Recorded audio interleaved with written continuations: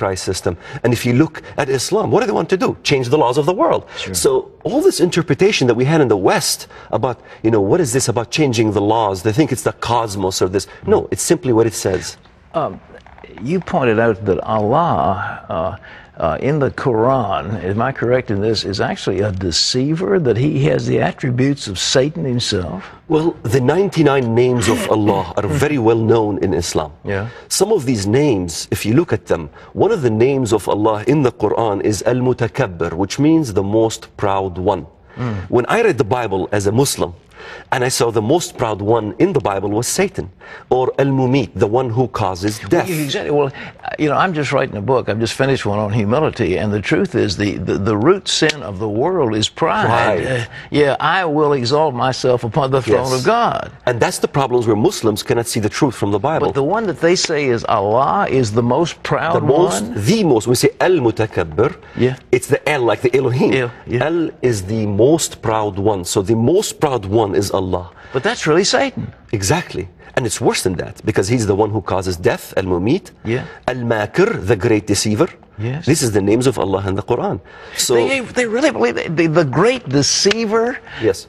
I mean, in America, we don't hear this. Yes, in the Quran it says وَيَمْكُرُونَ وَيَمْكُرُ اللَّهُ وَاللَّهُ خَيْرُ الْمَاكِرِينَ. Allah is the greatest of all deceivers.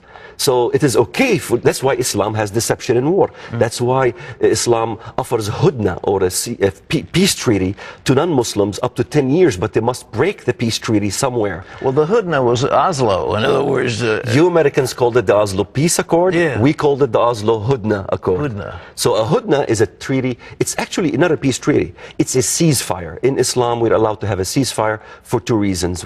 Reason number one, to gain concessions. Yes. Reason number two, to deceive the enemy and destroy them in the end. What about the Bush administration, Condoleezza Rice? Bush comes out and says this is a religion of peace. Condoleezza Rice has a celebration at the end of Ramadan and honors these people on account of this great religion. Are they deceived? It's a deception. I mean, CARE, Council of American Islamic Relations, they say we condemn terrorism. We condemn terrorism. Well, what we need to do as Americans is to say, wait a minute, condemning a terrorism is not a verb, it's an act.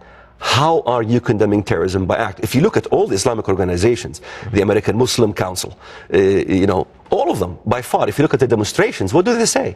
Khaybar, Khaybar, ya Yahud, Jaysh Muhammad, sawfa ya'ud. I know the Arabic. Khaybar is where the Jews were destroyed in Saudi Arabia by the Prophet Muhammad. And they're chanting in the demonstrations saying, don't forget, Jews, what Muhammad, the Prophet of Islam, did to you in Saudi Arabia, in Khaybar, in Medina. If you were going to stop Islam, what would you do? We have to understand, this Islamic movement is a cancer. Yes. It is a cancer not only that will destroy itself, but it will also destroy us in the process. We must isolate the cancer and have it destroy itself. We have to get out of oil, because that's the only reason why we're so much involved in the Middle East, because of the oil interest. Right. If we get out of oil, because oil is the wine that is causing the intoxication of the nations, and we're selling out on Israel, we're selling out on Christians for the reason of this oil. So if we can get off oil, get into alternate source of energy, I think both Republicans and Democrats should be happy. Both liberals and conservatives should be happy. Then we can isolate the Middle East and get rid of the problem. So I think isolating it and then crushing a major terror organization, because what we're doing in the West is we're building the confidence of Islamists. We're forcing Israel to pull out of Gaza. Yeah. So we're supporting regimes that is not pro-America at all. And so building the confidence is what we have done in the past. Even in Afghanistan, we aided the Mujahideen against the communists. That was, in a way, a mistake. The CIA funded the Mujahideen. That's right. Yeah. And when they defeated Russia, guess what? Now they can defeat America. And Israel wanted to destroy Hamas, Hezbollah and Hamas. What did we say? Israel must pull out of Lebanon. So we twisted Israel's arm to pull out of Lebanon. That built more confidence and more confidence. It's just like the stock market. And democratic elections, too. We want to have, I remember the Bush saying, oh, we've had a democratic election in the West Bank, and Hamas won. Hamas won. In fact, 113,000 Arabs in the Middle East were asked the question, do you prefer Hamas or the PLO? Pat, 73.2% chose Hamas over the PLO. What this is saying, I mean, this is a survey done by Al Arabiya Network, an Arab institution. Yeah. 113,000 Muslims chose radical Islam. And that's not just in the Palestinian areas. In Pakistan, 56% want radical Islam. In Jordan, if you have elections, they will choose radical Islam. In Egypt, if you have elections, they will choose radical Islam. In Iraq, if you have elections. We're seeing this over and over again, the rise of Islam. We see a civil war happening now in the Palestinian areas, in which Hamas will be victorious. I've been saying this since 1993. Yeah. I said Lebanon will turn Muslim fundamentalist. Palestine that we're creating, a state is not a state, it's a state of psychosis that will end up in an Islamic fundamentalist. I said Turkey will end up electing Muslim fundamentalist organization. We have the AKP, the Refah Party.